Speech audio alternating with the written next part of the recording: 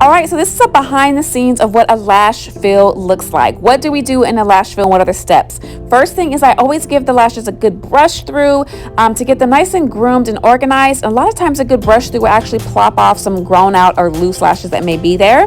And then I go in with the SheLuvsLashes 2-in-1 Prep and Prime. This helps clean and conditions the lashes. It's a liquid-based 2-in-1 prep and primer.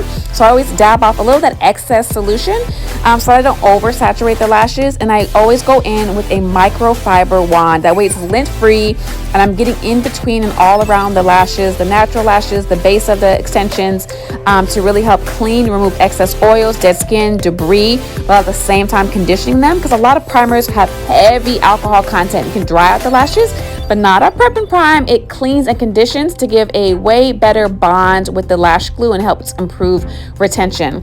So once I do that, then I give it another little brush through. And then I'm going in and I'm looking for any lashes that are sticking together and any lashes that are grown out. A lot of times natural body oils or any excess like makeup or residue they have can have lashes stick together. So you want to make sure that everything is isolated. And I'm also looking for any lashes that are grown out at least 4 centimeters or more so that I can safely put my tweezers there and remove it. I'm using a 45-degree angle and a needle neck tweezer here, and I use that 45-degree angle to hold on to that lash, and then I use the needle neck to go ahead and pinch out that grown out lash extension as you see right here. It should just plop right off. You want to make sure you have tweezers that have a good grid and grip so that it holds on to those lashes and doesn't pull, damage, or bend the natural lash or the extension, right? Because you can damage them that way.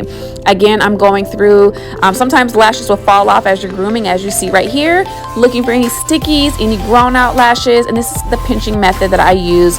There's also the banana peel as well, which is widely known, but this is the process, right? We want to make sure that we're moving grown out lashes so that we relash those, and we also are lashing any new growth. Before you do that, you want to have to prep and prime, clean, condition, and remove those grown out lashes. Give it a nice little brush through. This process usually takes about 10 minutes, maybe 15 if you're a little bit slower, but it really helps create the nice foundation to improve retention.